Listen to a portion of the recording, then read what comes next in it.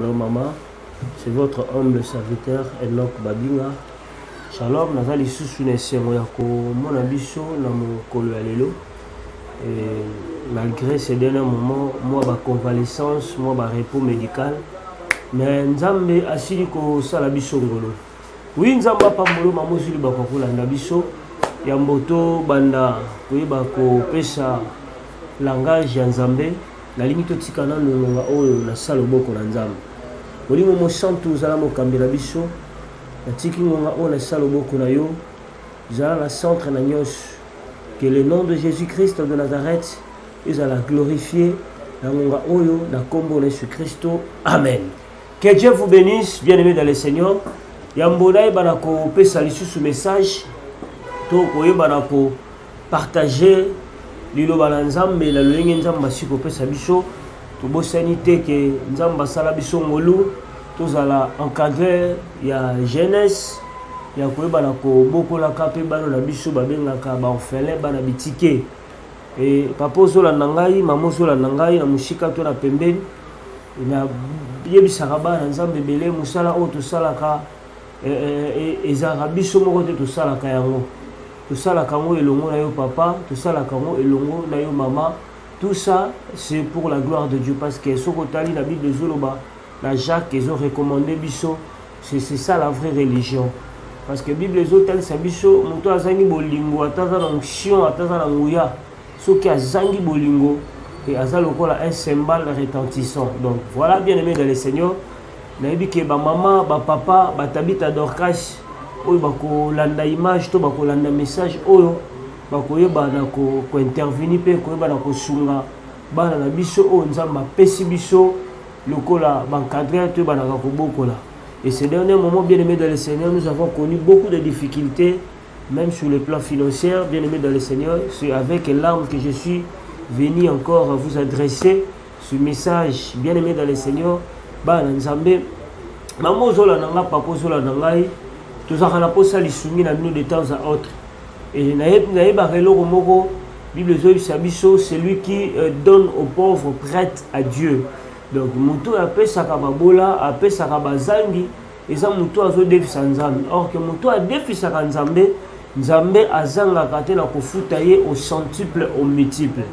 Bien aimé dans le Seigneur, ce dernier moment tozwaki mo ba difficulté ngamoko santé ezalaki penza malamu mingi te bo remarquer même la voix et le belanga eza vraiment ndenge ezalaka te. Mais la gloire ya nzambe nous sommes totalement rétablis. Mais il y a lancé qu'à appel la maman au suis libre ya kolanda ngai to sunga bana oyo. Parce que nous savons aussi que pocha satan les alakabano peut-être que bazonga na balabala bazonga na bapashi. Mais le coup les a fardeau moko on peut pas abandonner les âmes du Seigneur dans la rue comme ça.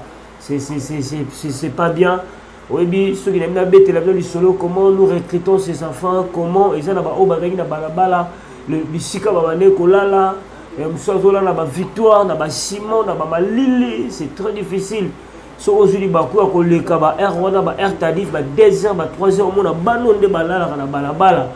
Maman okoka pashi na motema mais nzamba sali biso ngolu apesi biso moi courage apesi biso moi sagesse ya muke ya koyeba ko récupérer bana ya boye kopesa bango sika kolesa bango.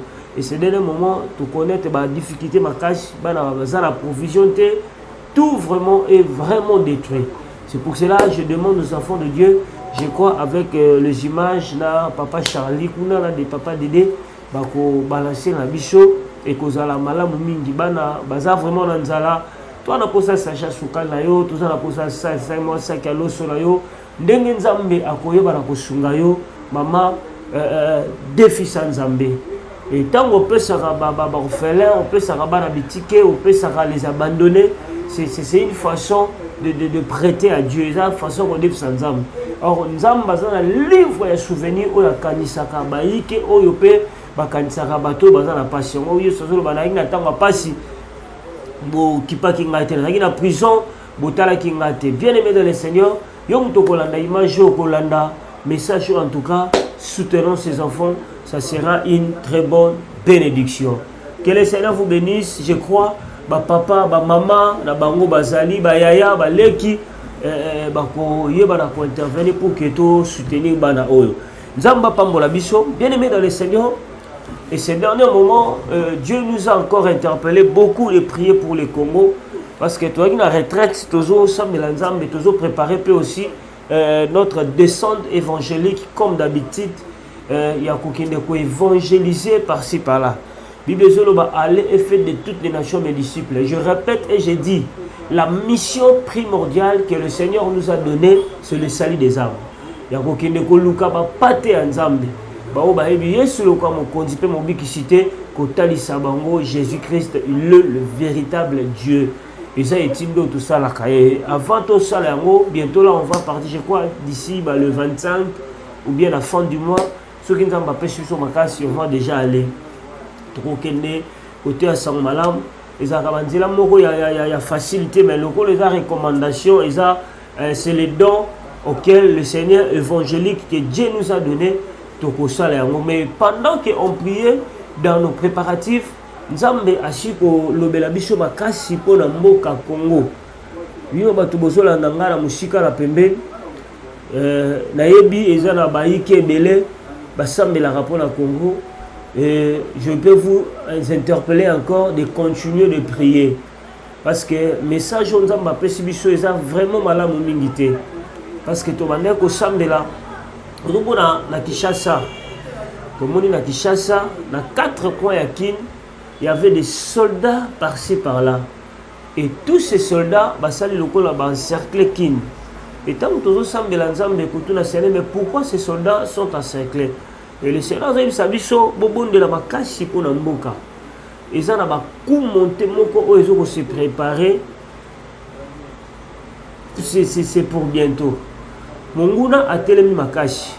Et l'ennemi s'est décidé, il y a quoi banda attaque. Tout le monde a est, c'est que nous avons vu dans Sukamboka. Et le diable a sa stratégie pour monter surtout à Wanakim.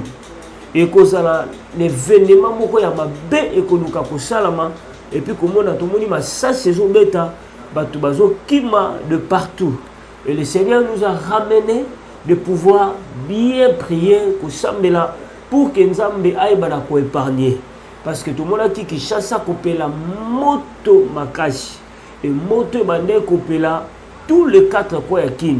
Donc le diable a sali déjà stratégie moko très très maléfique et cette fois-ci ils ont la STT ils ont la penza awana katakin événement moko ya mabe et bana kosala.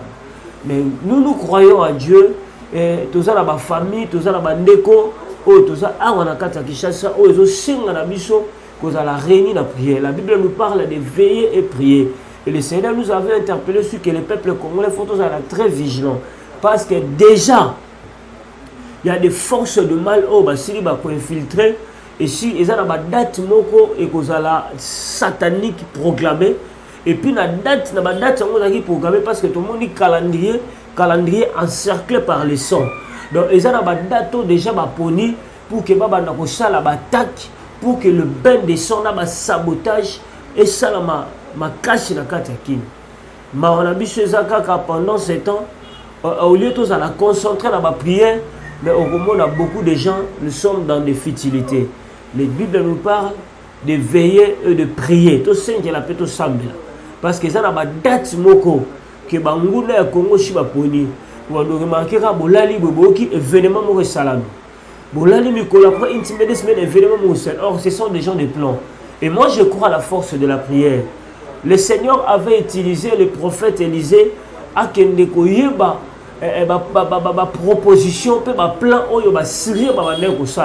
quand les prophètes venaient en Israël copier sa stratégie et Israël déjà n'a pas d'avance pour contrecarrer projet oyo satana abandé koluka syrien ou abandé koluka. De même aussi je crois il y a des sentinelles il y a des hommes et des femmes de Dieu oyo nzamba utilisera baloba pour na Congo ba monaka ba vision pour na Congo et c'est quant à nous de se réunir dans la prière, tout y est détruire nous sommes comme des Élysées que Dieu a établi pour que tout y ait un projet à Satan, pour que tout semble là, pour que ma baie, sabotage à bain des sangs et banako salamate. Je crois, la Bible dit, toute arme forgée contre vous sera annulée sans effet. Toute langue qui s'élèvera en justice contre toi, tu la condamneras. Condamnons selon dans la prière. Moi je crois, tant que Israël, la délivrance était déjà à la porte. Et je crois, je prophétise au nom de Jésus-Christ de Nazareth que la délivrance du Congo est à notre portée. Que le Seigneur vous bénisse. C'est le message auquel Yambona va couper son enseignement. Les gars qui t'ont partagé, fait de cela une très large diffusion. C'est quelque chose où il y a certaines choses où vous allez moi maîtrise ya koloba parce que ça un message je suis dans ma pesaki mais toujours ça mais là nous tout étudier madame si le Seigneur nous permet je viendrai partager avec nous. Oui bien aimé dans le Seigneur nzamba pas molo papa nzamba pas molo maman je crois que ces derniers moments il y a couper ça enseignement à ce qui concerne les songes et je crois tout comment qui la phase il y a songe animal la talisaki biso nyama balakisarani na ndoto. Et j'avais très bien expliqué la présence des animaux symbolise le combat, symbolise les menaces. Tout le monde a qui la pichom 22 David Azo, Talisa Banyama Bantura qui est Baliaki. Et le long dans les Sunya Molimo Moussantou, la ligne de l'Obela Niamamoko, ils appellent très très particulier. Et la Talisa Bicho, l'interprétation et la signification de rêve serpent. Et en Batebele, nous sommes à la Lotango Malamoko. Nous sommes à l'Otiango Péata 2-3 fois. Bien-aimé dans le Seigneur, le serpent dans les rêves. Bien-aimé dans le Seigneur, Mutozo Lotandoto ya Nyoka. Cela veut dire, le serpent d'abord, c'est l'image du diable. C'est l'image de l'ennemi. Et le serpent, c'est un animal très très dangereux. La ligne avec, ça surtout dans le verset O Yambuna, Kubanako interprète. Dans la Genèse chapitre 3, le verset 1, qui nous a 5. Les serpents étaient le plus risés de tous les animaux des champs que l'Éternel Dieu avait fait. Il dit à la femme, Dieu a-t-il réellement dit, vous ne mangerez pas tous les arbres du jardin? La femme répondit au serpent, nous ne mangeons du fruit des arbres du jardin, mais quand au fruit de l'arbre qui est au milieu du jardin, Dieu a dit, vous n'en mangerez point et vous n'y toucherez point, de peur que vous ne mouriez. Alors le serpent dit à la femme, vous ne mourrez point. Mais Dieu sait, les jours où vous en mangerez, de vos yeux s'ouvriront et que vous serez comme de Dieu, connaissant le bien et le mal. Bien-aimé dans le Seigneur, le serpent représente le diable. Et le serpent, c'est parmi les animaux où il y a des rêves, il y a des menaces. Déjà, comprendre qu'ils sont en combat, ils sont en bitumba. Or, le serpent aussi symbolise le mensonge. Et talisaka image ya lokuta. Cela veut dire quoi? Mutozo lotandoto ya nyoka. Et ça difficile à yeba vérité ya vinae. Parce que le serpent ayaka ko kosa Adona F baliambuma pour que ayeba ko memali sumu na kati ya mokili pour que ayeba na ko attirer les bango malheur. Donc cela veut dire que si quelqu'un est en train de rêver le serpent, allez-y comprendre. Mutu ya boye soki bandoto ezozonga ezoko se répéter et ça passe na mutu oyo à vivre vérité à vie na et ça passe mutu oyo à vivre bonheur parce que sache que tout autour de toi il y a une force de serpent. Le serpent représente les mensonges. Le serpent aussi représente la séduction. Bien-aimé dans le Seigneur, oyebi komona nyoka na kati ya ndoto ezotalisa biso pe séduction. Or la séduction marche aussi de pair avec ce qu'on appelle l'impudicité. Bien-aimé, et ça n'a pas été belé à l'ali azolota nyoka, monsieur Sozomona azolota nyoka azolandaye, monsieur Sozomona azolota nyoka aza tout autour nae. Et ça nous arrive des fois, nous sommes à l'ali azomota nyoka moko na kati ya ndaku, to na milieu de fréquentation, to bishika azali. Bien-aimé, ces rêves, ceux qui sont trop répétitifs, et c'est que et ça dans mensonge, et ça dans le couteau, il y a une force du mal. Parce que le serpent aussi, et ça parmi les rêves sataniques, les rêves, il y a combat. Donc allez-y comprendre que ça dans la bitumba moko, tu as à l'affaire avec l'ennemi, avec le diable. Yango okobanda komona le Seigneur permettra à ce que obanda komona ba nyoka na kati ya ndaku na yo, ou na kati ya bandoto na yo plutôt. Bien aimé dans le Seigneur, quand tu vois des choses comme ça, il faut qu'on chambe la paix, qu'on brise force, il y a serpent. Kata mutunaye. Bible le diable a utilisé la parole pour convaincre Adam et Ève pour que malheur écouta. Or, le serpent utilise humainement par là, au commun a nyoka azaka le loko babenga venin. Venin na ye ezalaka pour la destruction. Or, le venin que le diable avait utilisé, c'était la parole. Bien aimé dans le Seigneur, de ce quelqu'un, cela veut dire quoi? Et ça a force maléfique, et ça a mensonge et pour vivre réalité, peut vérité à vie na haute. Aussi longtemps, ce serpent a persisté. Et dans le but sous les serpents représente aussi l'impudicité, parce que la séduction marche de pair avec l'impudicité. Et on a interpellé surtout ma jeune sœur, la biche belé. Bato balinga kolata trop habits séductifs. Alingi ko se faire trop apparaître. Bien aimé dans le Seigneur, habillement est ça ma bête. Mais la Bible nous recommande à tout moment de s'habiller dans une tenue décente.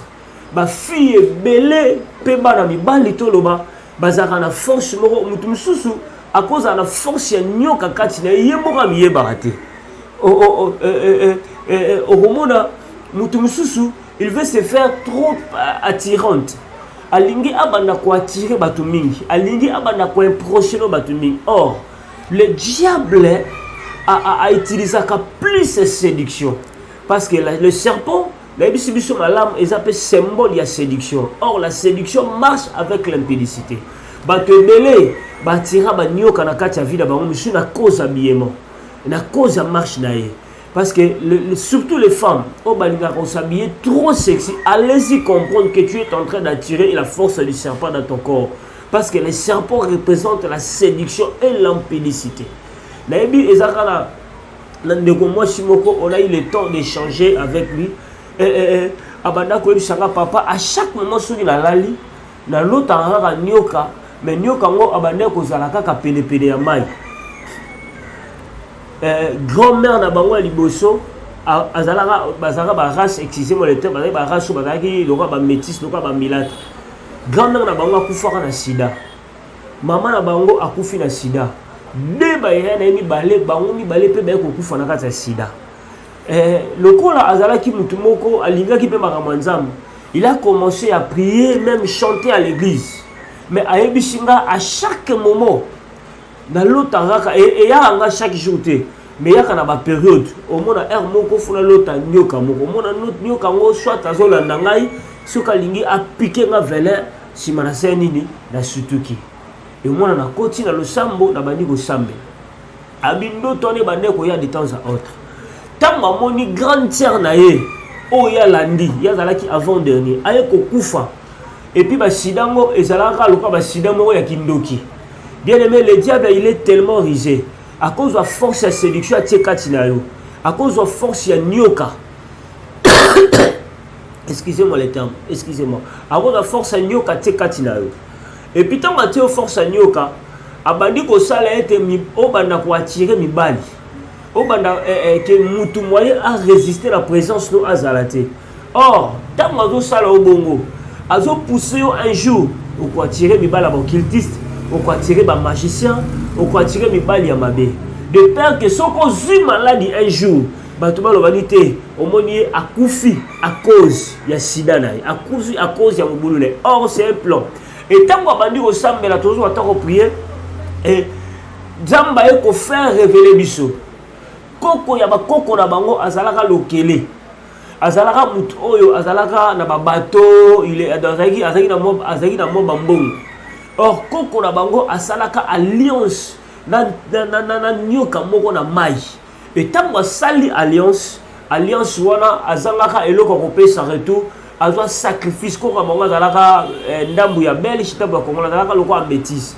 Apesa ka bana siko bana nyoso bande ko bota na famille wana bazanga na nyoka moko kati na bango.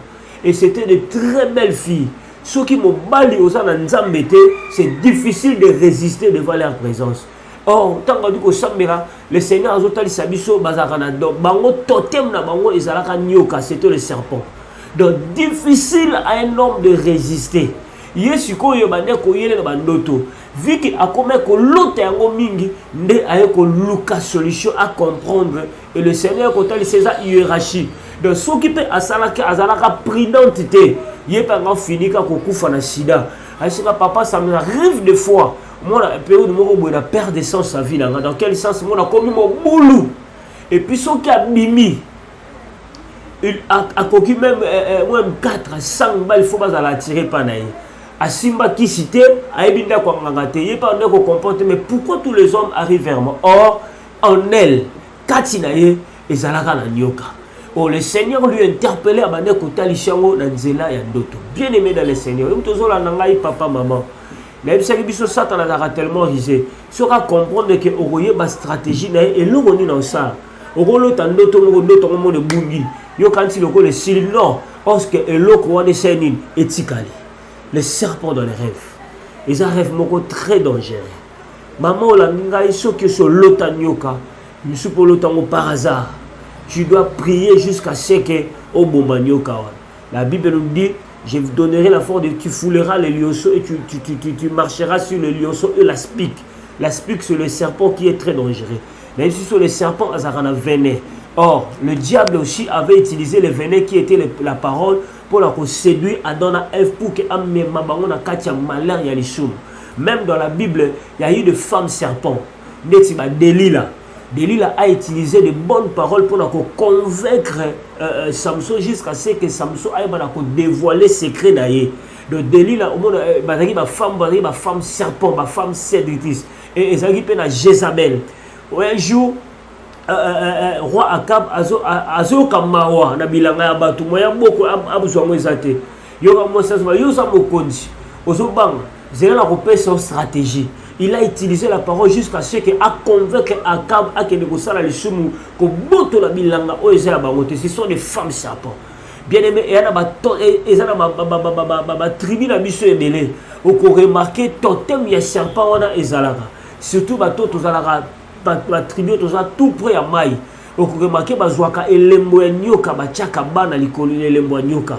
Or elembo wana c'est pour combattre ton étoile. C'est etindayo osala berère moko ya mabe, etindayo même osala mobulu, etindayo même osala baba n'importe quoi. Parce que fin de compte, si muto azana elembo ya nyoka, vous remarquez la fin de compte nyoka wana auswaka ayomoko. Soit bon saliso erreur moko ya mabe na vie pour que vie na yo et qu'elle est en péril.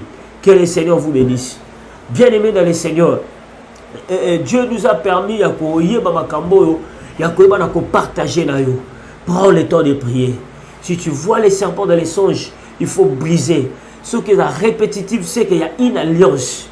C'est qu'il y a un totem. Et ça, c'est l'embomoko ya nyoka.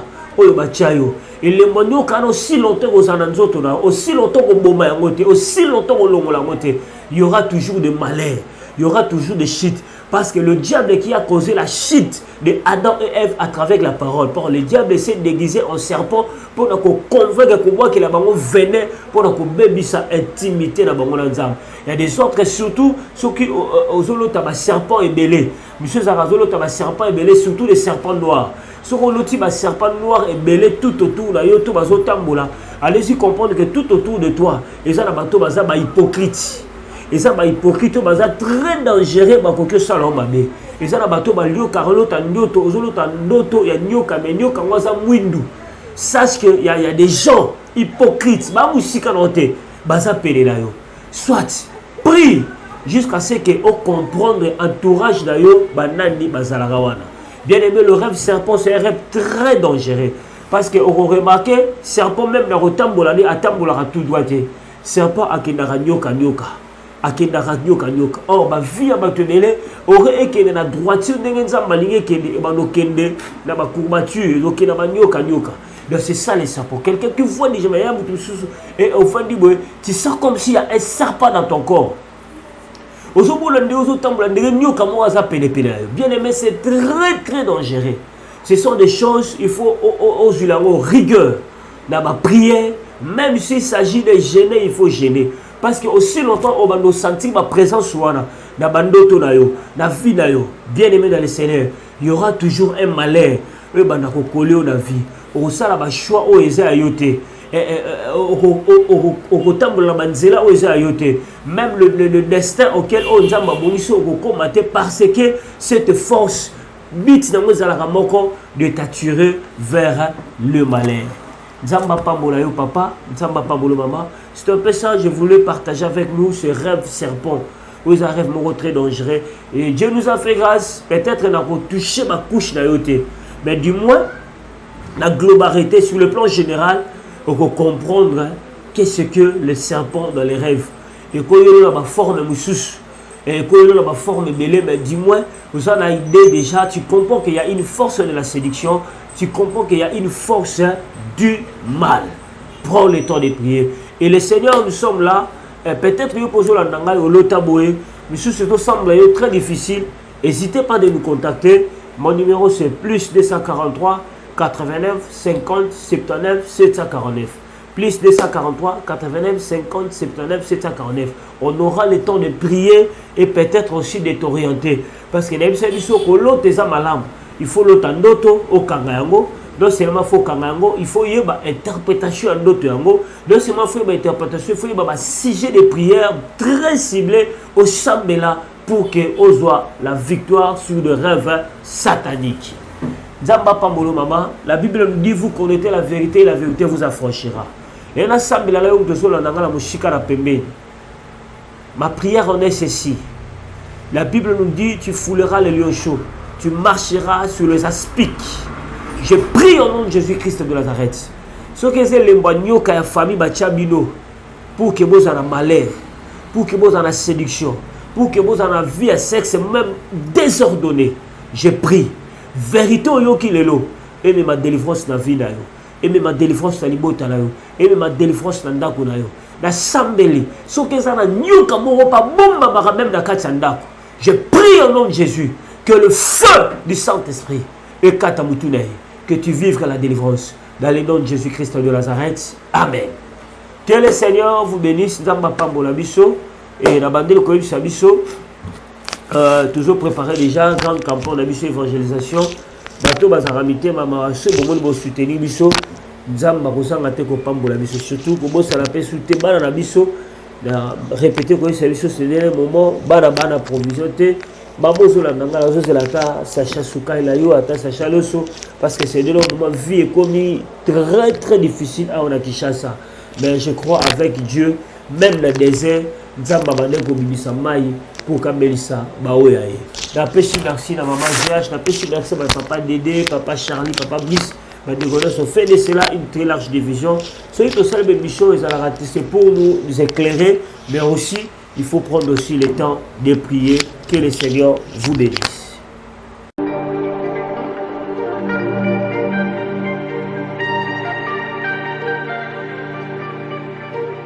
Shalom, shalom à vous les enfants de Dieu. C'est bien moi votre frère, le pasteur Israël Nash. Je vous salue au nom de Jésus. Je suis précisément à Kinshasa. Naza responsable à Ophelina. Jésus est mon papa. Naye liboso na bino pour nous représenter bino bana o bozomona na bilili pe ba difficulté tozanango na bana ki ngosala o ça fait longtemps ya koboko la bana selon ainsi dit l'Éternel. Mais ba difficulté ezamingi difficulté ya loyer parce que tozo foutela et puis difficulté au foot la bana minerval pour to suite au bandaki to pesa qui avance mais tikali ndambo nazo banga ke bana oyo bakata classe bakoma nango na sukate. C'est pour cela Dieu m'a mis au cœur na lancé message oyo na batu nyonso ya motema malamu basunga bana oyo bozomona na bilili bana oyo bozomona na bilili ndambo na juna rond-point ngaba ndambo victoire ndambo limite